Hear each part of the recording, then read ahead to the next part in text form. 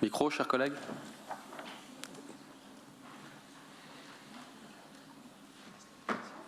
Normalement, c'est bon. Ah, micro, chers collègues. Vous entendez? Oui, parfaitement. Très bien, parfaitement. Merci.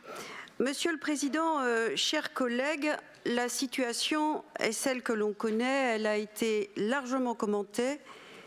La grande politique, celle pour laquelle beaucoup d'entre nous se sont engagés, celle qui place le verbe « servir » au-dessus de tout, cette politique-là s'est dissoute dans la petite politique, celle des petits intérêts mesquins, comme un sucre se dissout dans le poison, rendant celui-ci moins amer, mais pas moins mortifère.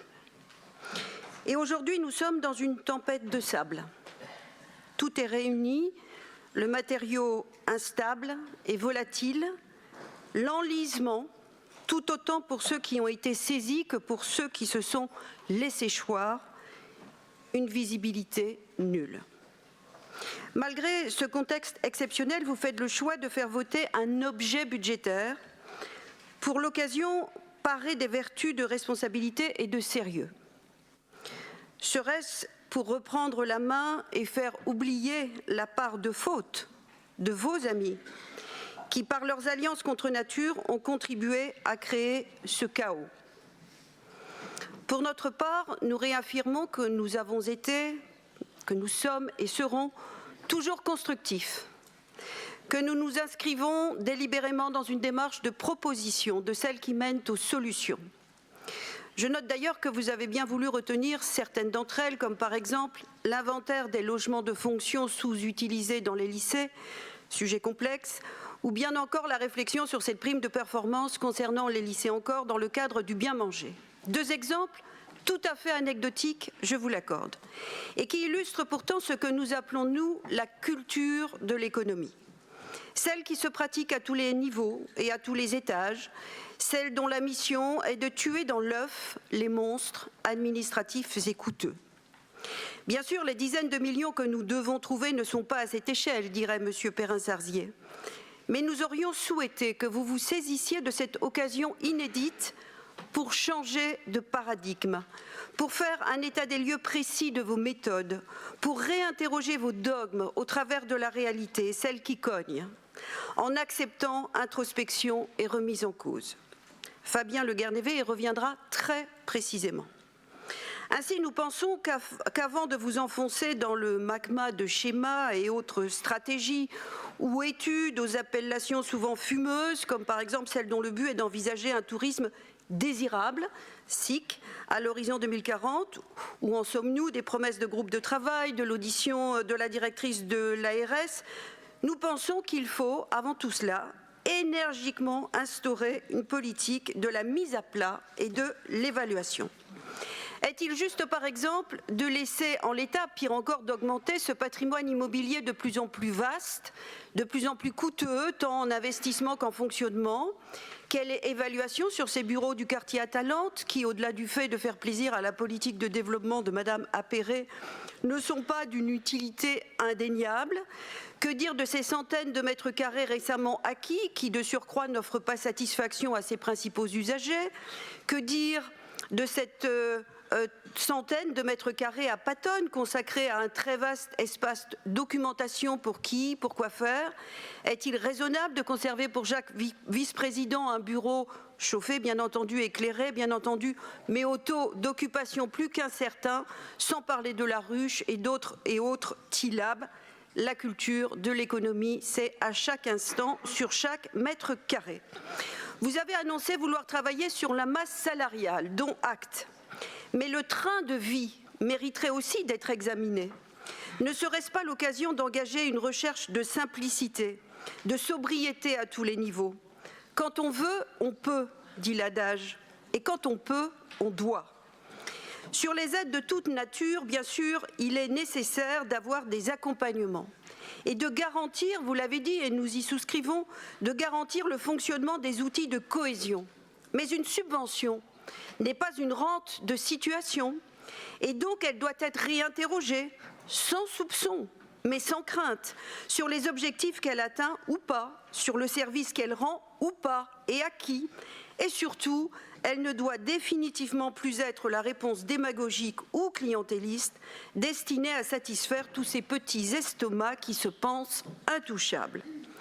Sur la formation et les mobilités, vous avez annoncé quelques pistes, nous y reviendrons, et nous saurons vous soutenir chaque fois qu'il y aura une réponse exigeante, conforme à la réalité de terrain, en dehors du filtre idéologique, avec comme objectif majeur une formation, un emploi, sans frustration pour les uns, sans effet d'aubaine pour les autres.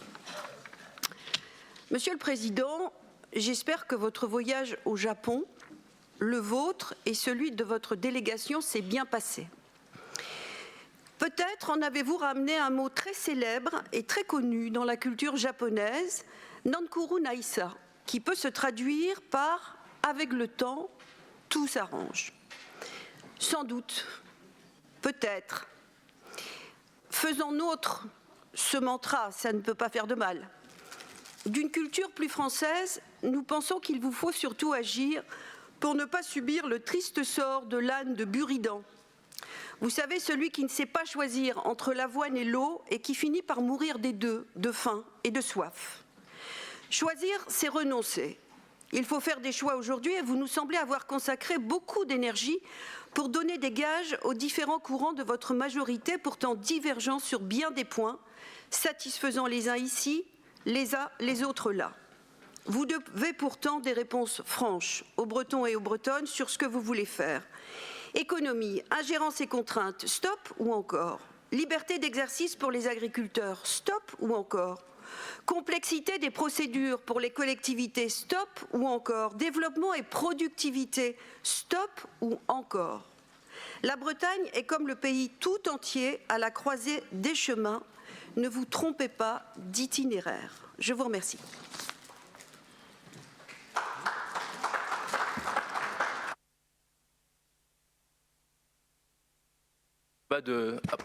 Mon premier débat de politique générale, et je ne doute pas qu'il changera la face du monde.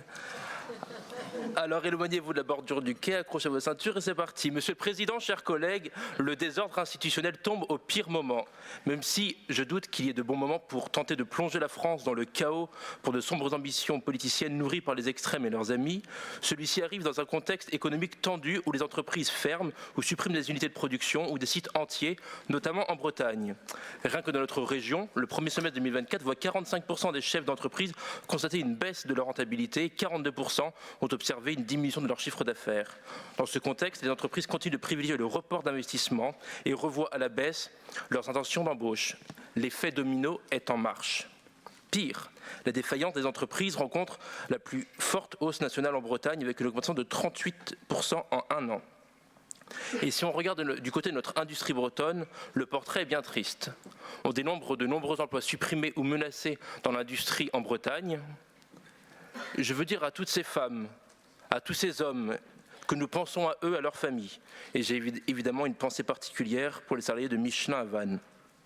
Au-delà d'une entreprise, quand une usine ou une entreprise ferme dans une ville, c'est tout le tissu social et économique qui est impacté. Il nous faut travailler à une stratégie industrielle bretonne.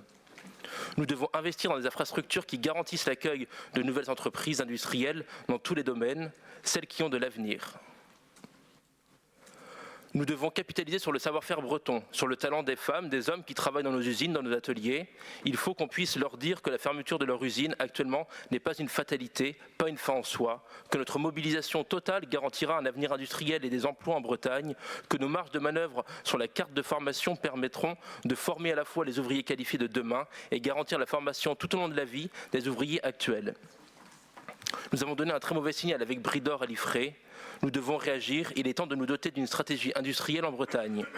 Sous Pompidou, la France était la plus grande puissance économique européenne. Nous avions de grands projets d'innovation et d'industrie qui répondaient à une vision pour la France pour les décennies à venir, pour les générations futures, pour une durée bien plus lointaine qu'un mandat électif. C'était la France du Concorde, la France du TGV, la France de l'automobile, la France du Minitel, la France d'Ariane. Comment a-t-on fait pour perdre cet élan économique et industriel? Il y a tant de défis que nous devons relever et pour lesquels il nous faut innover dans les outils industriels et numériques. On ne réussira pas la transition écologique uniquement en mangeant des légumes moches et en lui réutilisant l'eau des patates. Il nous faudra de nouvelles sources d'énergie propres comme le nucléaire. Il faudra des véhicules à la fois propres et abordables. On ne réussira pas la course de l'intelligence artificielle avec la peur du changement trop rapide. Il nous faut être offensif et audacieux si on veut conserver notre souveraineté numérique, faire des pas de géant rapides dans l'avènement d'algorithmes plus performants, dans la recherche médicale.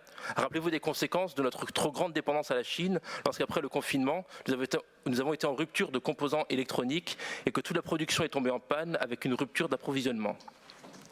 Nous sommes à la croisée des chemins. La réponse industrielle est primordiale. Allons-nous regarder le train passer ou allons-nous prendre le sujet à bras-le-corps ? La situation économique et budgétaire de notre pays et de notre région nous impose de faire des choix judicieux et responsables. Quand tout va bien comme quand tout va mal, ce qui fait tenir une société ensemble, c'est la cohésion sociale. Celle-ci ne se décrète pas. Elle se travaille chaque jour à travers, entre autres, les solidarités, le sport, la culture et bien d'autres, autant d'ingrédients qu'il appartient à chacun de cultiver et d'entretenir pour que nous puissions continuer à vivre en société, de vivre côte à côte et non face à face. C'est pourquoi, à l'aube du vote de ce budget, nous restons vigilants à ce que la construction budgétaire ne sacrifie pas sur l'autel des réductions de dépenses, les solidarités, le sport et la culture. Imaginez ce que serait la Bretagne sans son tissu associatif et ses bénévoles qui agissent sur tous les champs de la vie quotidienne et qui viennent notamment en aide à ceux qui en ont besoin en complément des services publics. Imaginez ce que serait la Bretagne sans son dépassement dans les courses au large, sans ses innombrables heures de bénévolat sur les bords des terrains, des bassins, des gymnases pour regarder les enfants pratiquer leur sport, sans cette ferveur que l'on vit au stade Francis Leblay, au Roison Park, au Moustoir, au Roudourou ou encore à la Rabine. Imaginez ce que sera la Bretagne sans ces festivals aux quatre coins de la région, du festival interceltique aux Vieilles Charrues, que nous affectionnons tant, du festival Travelling à Quai des Bulles. Que seraient nos villes et nos campagnes sans médiathèque, nos théâtres sans spectacle, nos écoles sans éducation artistique et culturelle ? Je sais que si tout cela n'a pas de prix, cela a un coût. Ces secteurs doivent participer à l'effort budgétaire, comme tout le monde, mais dans la mesure. Nous savons aussi le coût qu'il en résulterait de détricoter la cohésion sociale, et ça, notre groupe n'y est pas prêt. Monsieur le Président, construire un budget dans ce contexte n'est pas aisé. Vous avez désormais une majorité absolue qui devrait vous garantir des nuits moins agitées. Nous vous ferons part au cours de cette session des points sur lesquels nous vous suivons, d'autres sur lesquels nous marquons des points de désaccord et d'autres encore pour lesquels nous avons des visions radicalement différentes. Nous avons mené un travail préparatoire exigeant et nous le serons tout au long de cette session. Je vous remercie. Merci à vous.